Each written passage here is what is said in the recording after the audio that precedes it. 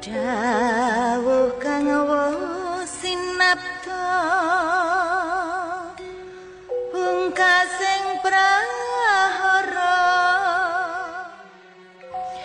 dang yang sabda balon naya kenggong ngendika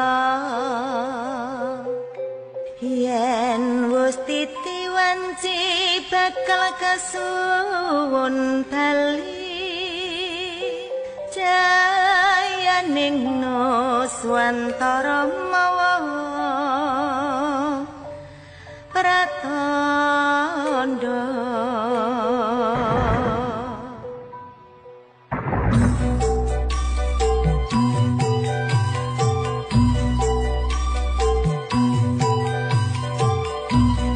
para tita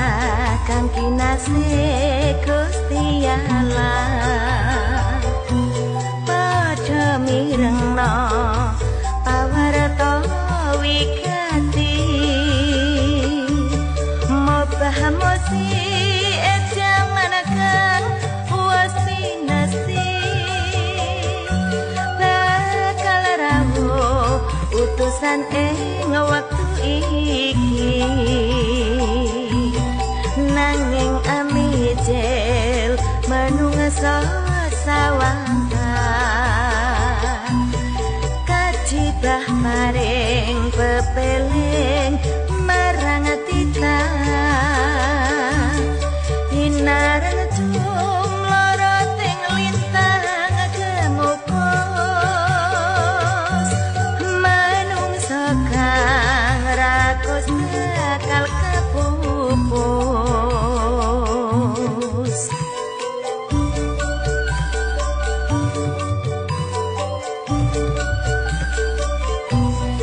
sawangan kae langit katon gumelar tanpa mendung ning gelap mangampar-ampar para tita sliramu keenggal sadar bab kang wigati wis wancine kawedhar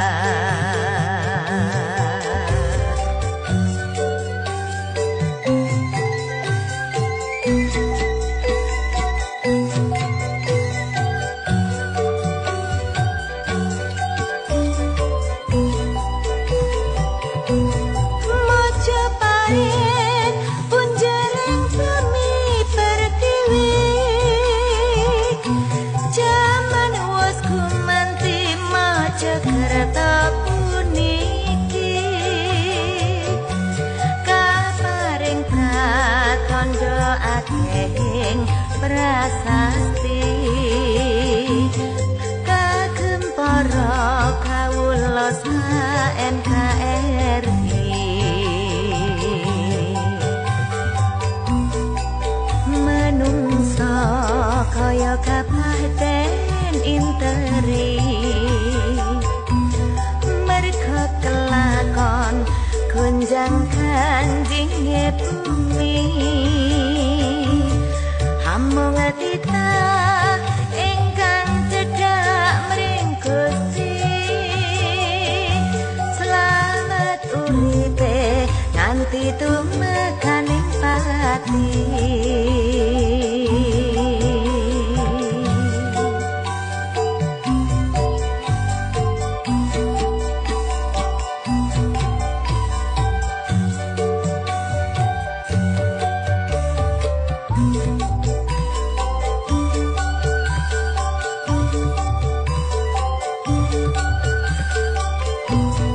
sawangan kae langit katon gumelar tanpa mendung ning gelap mangampar-ampar para tita sliramu keenggal sadar bab kang wigati wis wancine kawedhar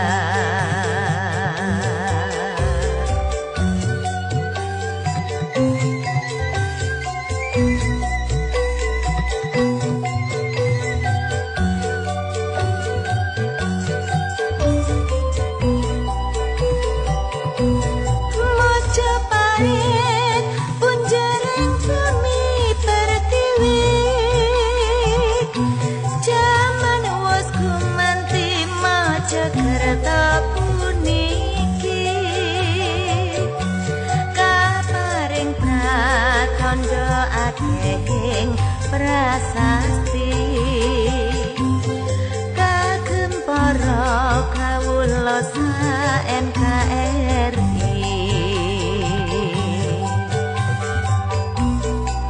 manungsa kaya kabupaten interi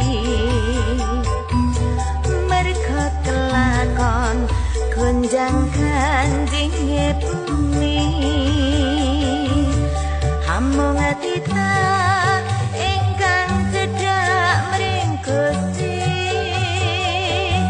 selamat uripe nganti tumekaning pati anti eca lan nglaras rasa.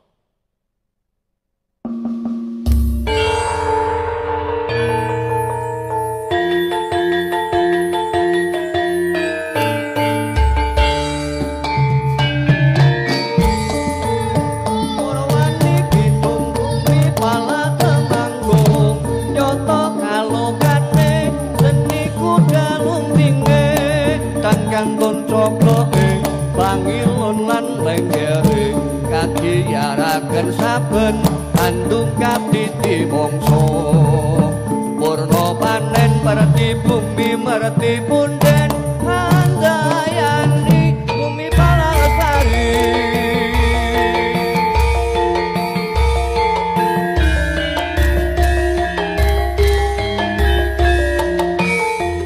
tersenyum bersih sehat elok nyaman untuk masyarakat nyota temanggung tunggunung ing sukuning marga peran sumbing lan harga sindoro asri endah etin nurmilangani sinambut bumi pala awit suburing siti kalokaning asata kang wis nyata sayur kopi panili palawija panunggal kawula nelawan Gusti temahan tangkar tumangkar kawurayan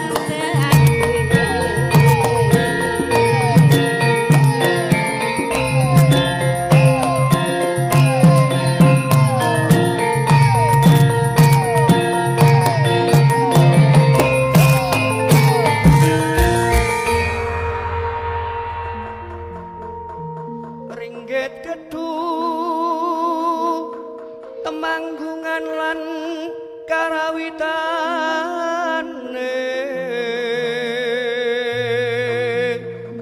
sembodo dadya gagrage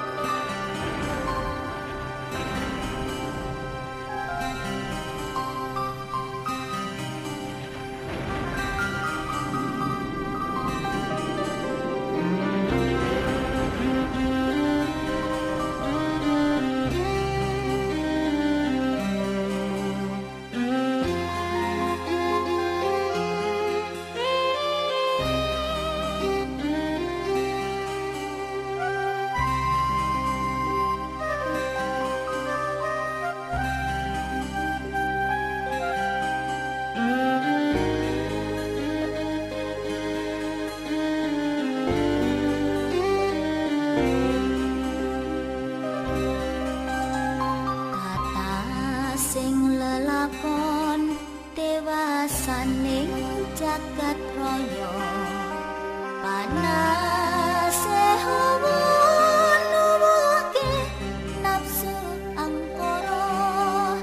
pangangkae angakai ing pawana tan eling marang korbaning datang moho kawasa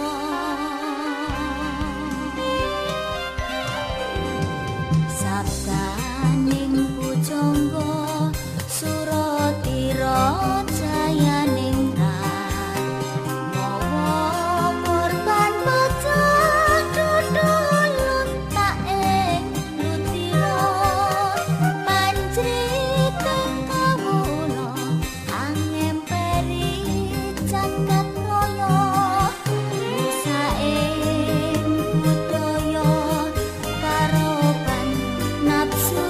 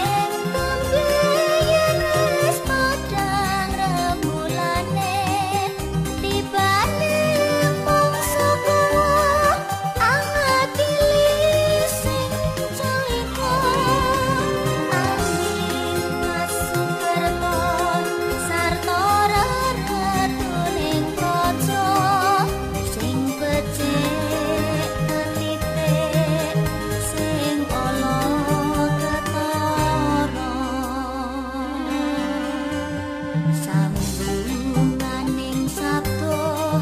lebur dening pangastuti sunaring cahya angidung itung pangruwatan leso sapragempa sirep saknalika amangge kagyaya sarta tentrem lan raharja.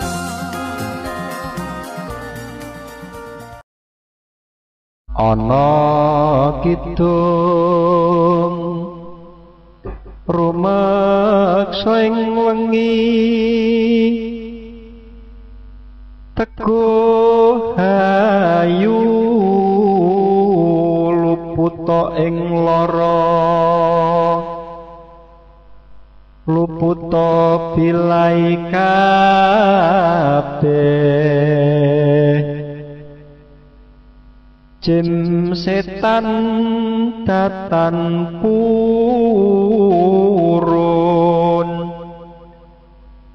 paneluhan dan ana wani miwah penggawe Allah gunane wong luput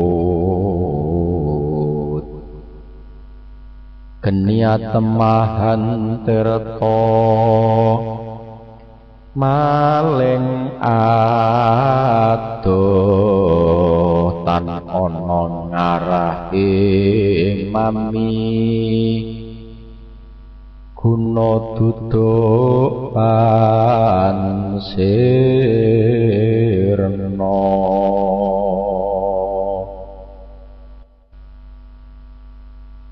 saking lara pansamya bali sakeh ngomong pansami mirudha welas asih pandulune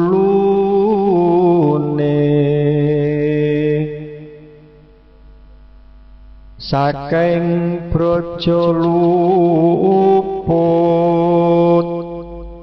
kadi kapuk tibane wesi saking wisatawa sato galak tutut kayu aeng lemah sangar songeng landak guaning wong lemah miring miang pagi poning merak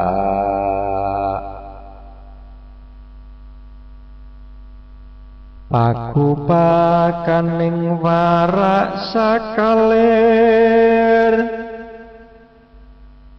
nadyan araca miang segara asap temahan rahayu kabeh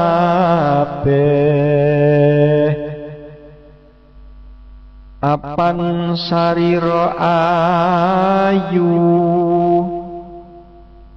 ingidran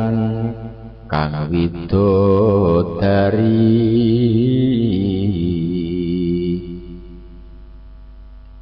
rineksa malaikat lan sagung prarasul pinayungan ing yang suksma ati Adam utekku bagindo esis pangucapku ya Musa napasku nabingi salin muwe Nabi Yakub pamiarasaning wang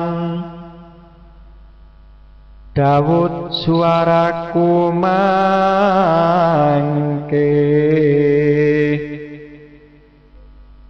Nabi Ibrahim nyawaku Nabi Sleman kasekten mami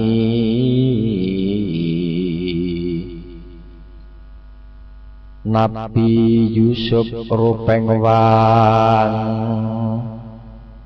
Idris ing rambutku Bagindo ngali kuliting wang Abu Bakar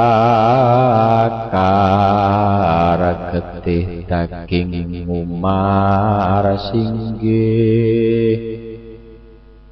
balung Bagindo Usman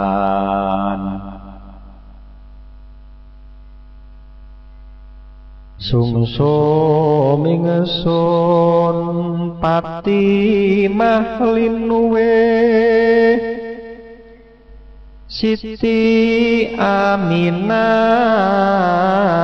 bayuning anggo Ayub ing usus kumangke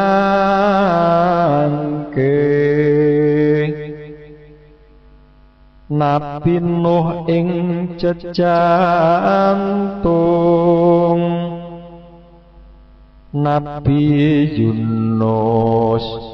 ing otot mami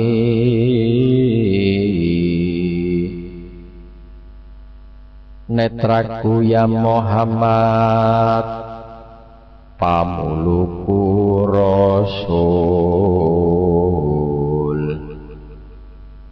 pinayungan Adam kowo sampun pepak sakatahe para nabi dadya sarira tunggal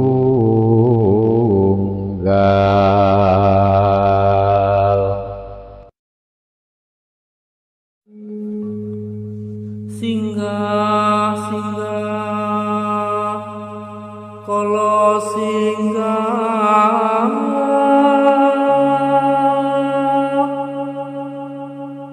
tan suminggah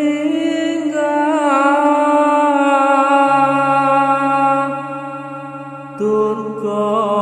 kala sumingkir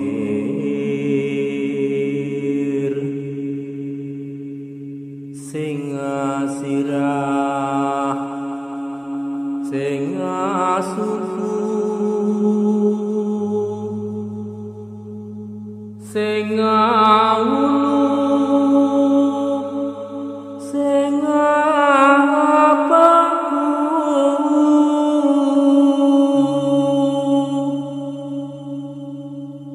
singa tenggah kalawan buntut sing tatan kasat mata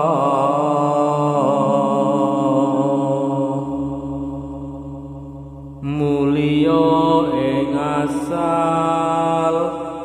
neki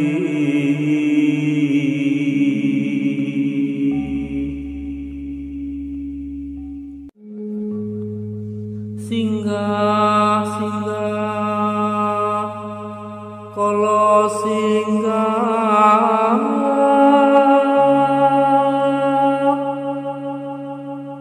tan suminggah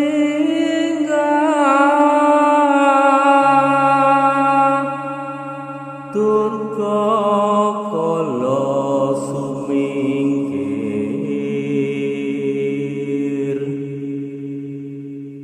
singa sirah singa suku singa ulu singa bahu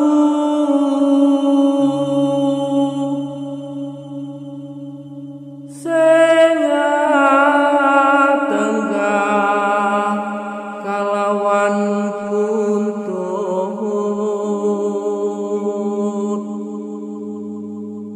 sing tatan kasat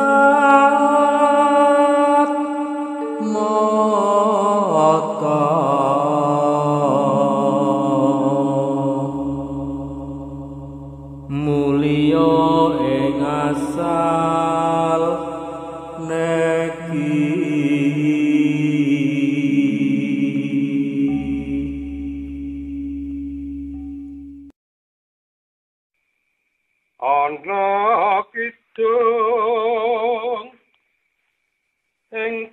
kadang marmati among tuwa ing kawasanira nganakaken sacepane kakang kawapunika kang rumeksa sarira mami anekaaken sedya ing kawasanipun ati ari-ari ika amayungi laku ing kawasan iki ngenakaken pangarah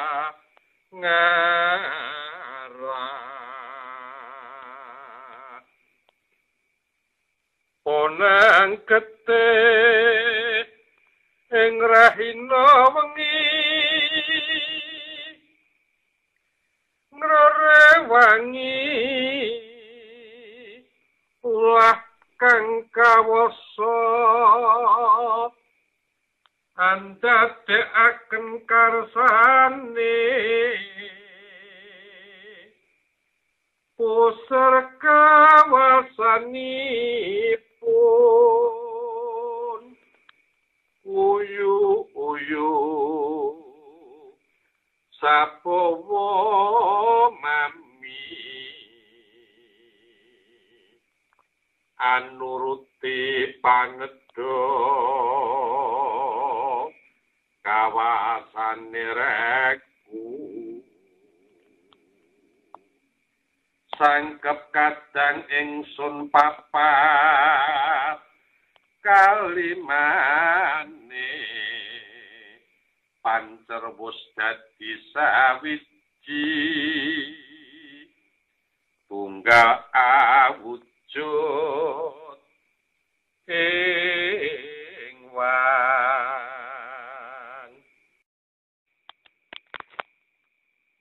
ana kidung ing kadang marmati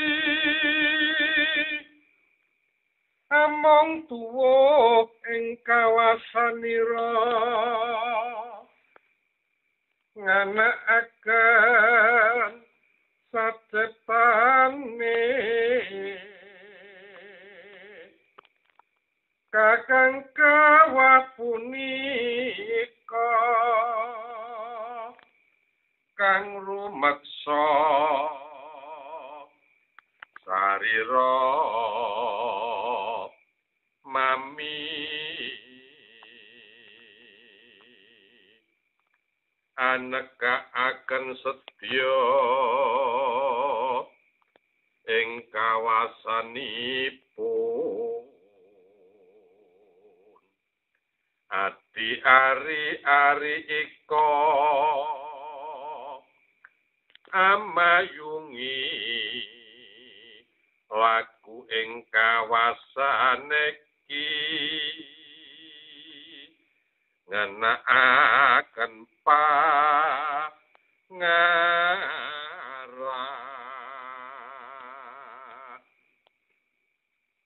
ponang kete ing rahina wengi ngrewangi ulah kang kawasa andadekaken karsane pusar kawasanipun uyu-uyu sapowo mami anuruti panedha lawasane rekku sangkep kadang ingsun papat kalimane pancerwus dadi sawiji tunggal awujud ing wan mangpya kadang ingsun kang umijel saking merga ina pareng samya satinane amorgone kalawan kadang ingsun ingkang ora umijil saking marga ina punika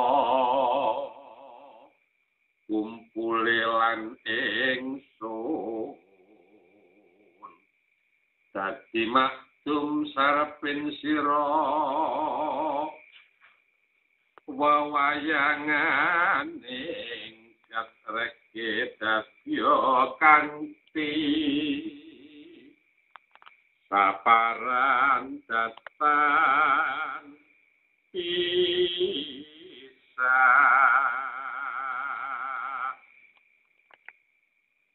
yen angitung sarwiten papatri amemulya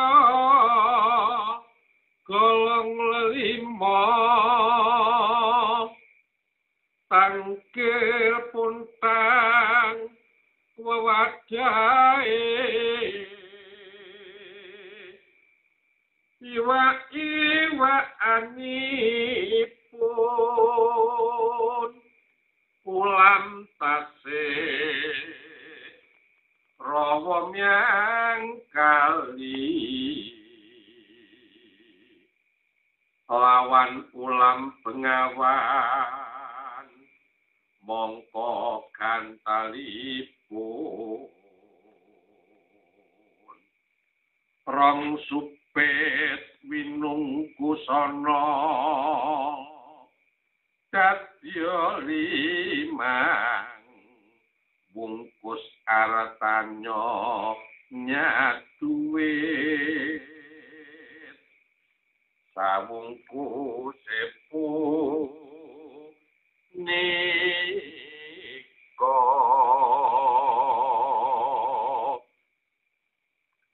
tumpangna pontang anyawiji dadya limang wungkus pontang lima sinong sekar kepaane loro sapontangipun kembang boreh duponya kari memetri ujub pira dongane majemu pomodipun lakonana saben nuju dina kelahirane iki agung sawape uga